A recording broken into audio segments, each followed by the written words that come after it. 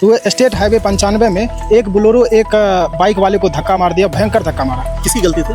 उसमें गलती क्योंकि हम वहाँ पर उस समय उपस्थित नहीं थे तो हम उस चीज़ को नहीं देख पाए थे।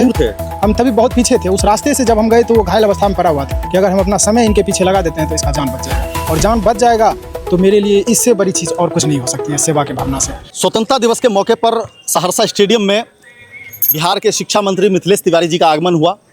सहरसा के वो प्रभारी मंत्री भी हैं। उनके आने के बाद जो ध्वजारोहण हुआ, उसके बाद का जो कार्यक्रम है उसमें बहुत सारे अलग अलग तरह के लोगों को सम्मानित भी किया गया है। अभी एक शिक्षक है हमारे साथ, युवा हैं और सरकारी शिक्षक हैं। नाम क्या है सर आपका? मेरा नाम ज्योतिकांत कुमार है। मैं सरस्वती विद्या निकेतन मॉडल स्कूल बिहारीगंज का हाई स्कूल का टीचर हूँ। कब बने थे सर शिक्षक? ये TRE 3 में हम 2025 में बने। 25 में बने, एकदम ताज़ा हैं। शादी ब्याह कर ली है? हाँ, शादी हो गया है। तो बड़ा जल्दी कर लिए। जल्दी देखिए, हम भाई में अकेले हैं और जिम्मेदारी जब आपको घर वाला आता है तो फिर उस चीज़ के लिए आपको सोचना पड़ता है। जिम्मेदारी की बात कर रहे हैं और ये इनको जो सम्मान मिला है आज शिक्षा मंत्री के द्वारा, वो जिम्मेदारी का ही सम्मान मिला है। किसी व्यक्ति का जान बचाने के लिए इनको सम्मान मिला है और राहवीर गुड समैरिटन सम्मान प्रशस्ति पत्र ये दिया गया है। और ये जो है मोमेंटो बिहार के शिक्षा मंत्री के द्वारा जो आपको सम्मान मिला है, आप किए क्या थे उस दिन, हुआ क्या था? एक्चुअली ये घटना है 27 जुलाई का। उस दिन हम सलखुआ मार्केट से हम अपना गांव कोपरिया जा रहे थे। 27 जुलाई 2026?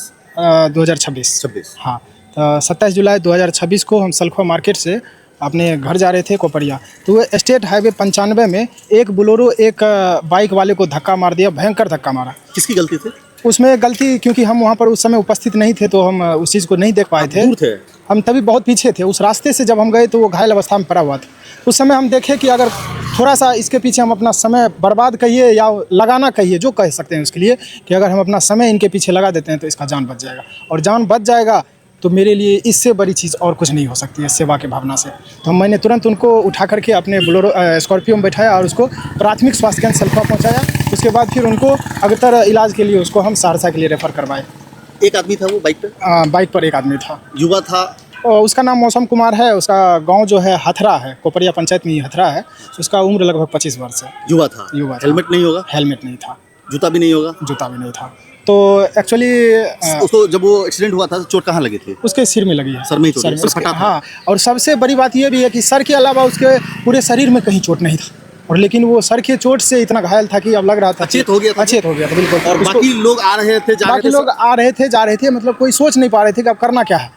सड़क किनारे ऊपर था? सड़क किनारे पड़ा हुआ था, उसका बाइक। आप अकेले क्या किए? अकेले थे उस वक्त? हम अपने गाड़ी में अकेले थे। हम उठे और उसको उठा करके। कौन सी गाड़ी थी आपकी? स्कॉर्पियो। ठीक है। उसको उठा करके हम अपने गाड़ी में लिए और वहाँ पर पब्लिक लगभग में बहुत सारा भीड़ हो गया था, तो उस बीच में से हम उठाए और उसको लेकर के हॉस्पिटल गए। उसके बाद हॉस्पिटल पहुंचाने के बाद वहाँ भी जो ऑन ड्यूटी डॉक्टर साहब थे उनको बुलाए और उनको प्रॉपर ट्रीटमेंट के लिए जो फर्स्ट एड होता है उस टाइम में, उसके लिए हम उनको रिक्वेस्ट किए कि सर किसी तरह इनका जान बचा लिया जाए। उसके बाद आप घर चले गए?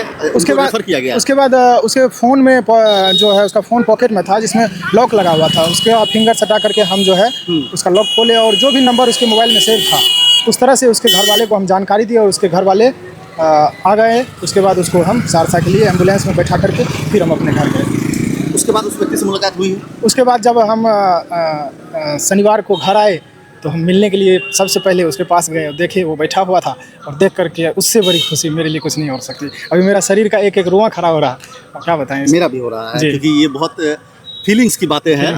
जो करता है वो सिर्फ वही महसूस कर सकता है। अभी वो व्यक्ति साहब टच में है? हाँ, बिल्कुल टच में है।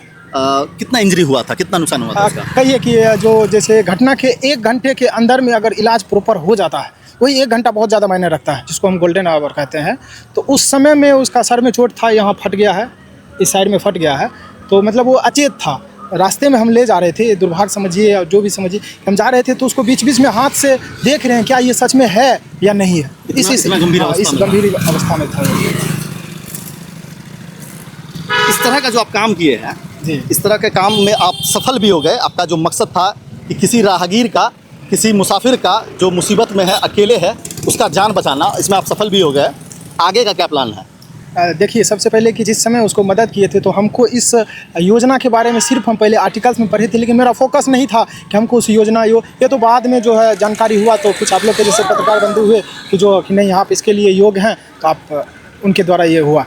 तो मेरा मकसद पहले से टारगेट फिक्स है कि जैसे हम लोग कोसी इलाका से आते हैं और कोसी इलाका में छठ पर्व जो हम लोग मनाते हैं, तो उस समय में हम देखते हैं कि उस इलाके में हर वर्ष किसी न किसी बच्चे की मौत हो जाती है डूब कर। तो मेरा ये कोशिश है कि आज जो इसके तहत जो मुझे राशि मिलेगी, हम उस राशि से राहत और बचाव जो उपकरण होंगे वो हम खरीदेंगे और छठ पर्व में कोई डूबे नहीं, उसके लिए उसकी हम व्यवस्था करेंगे। आप अपने घाट पे? हम अपने घाट पे, और धीरे धीरे इस तरह का मुहिम बैठाएंगे कि हमारे साथ में और भी जो युवा हैं जो कुछ चाहते हैं कि नहीं हम अपने समाज के लिए कुछ करें, तो हमारे साथ में जुड़ेंगे और इसका अनुसरण करेंगे वो दूसरे जगह। बहुत बहुत इसके लिए भी बधाई है मास्टर साहब कि जब आपको सम्मानित किया गया है उसके बाद भी आप कुछ बड़ा सोच रहे हैं, लोगों की जान बचाने के लिए सोच रहे हैं, भला के लिए सोच रहे हैं। ऐसे शिक्षक समाज में बहुत ज़रूरी है जो इस तरह की भावना रखता हो मदद की। मास्टर साहब ये बताइए अब कि आप शिक्षक हैं और सहरसा स्टेडियम में शिक्षा मंत्री के द्वारा आपको सम्मानित किया गया। ये भी एक कह सकते हैं कोइंसिडेंस है, हाँ, कि आप काम अलग तरह का किए हैं, शिक्षा के क्षेत्र में नहीं किए हैं, लेकिन आप शिक्षक हैं और सम्मानित होने का मौका भी आपको शिक्षा मंत्री से ही मिला। ये कैसा एहसास था? एक्चुअली इस चीज़ का जानकारी मुझे नहीं था कि हमको जो है प्रशस्ति पत्र हमारे बिहार के माननीय शिक्षा मंत्री महोदय के द्वारा दिया जाएगा। इस चीज़ का जानकारी नहीं था, ये मेरे लिए सरप्राइज़ था और मैं बहुत प्राउड फील कर रहा हूँ।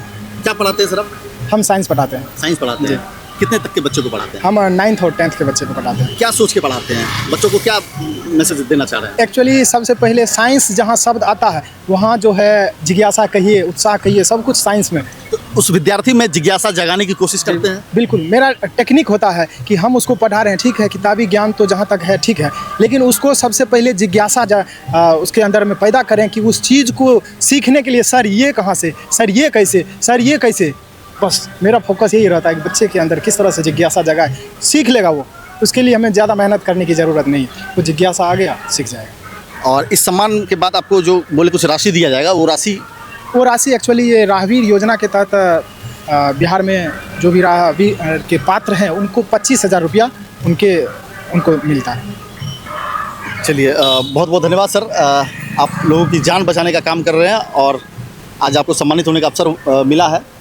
15 अगस्त का मौका है, स्टेडियम में जो है बिहार के शिक्षा मंत्री आए हुए थे, तमाम कार्यक्रम हुआ है, उसी में हमारे जो ये शिक्षक हैं इनको ये सम्मान पाने का मौका मिला। आपकी क्या राय है कमेंट बॉक्स में ज़रूर बताइए। कैमरा पर्सन राहुल के साथ अखिल मल्होत्रा, सहरसा नाउ।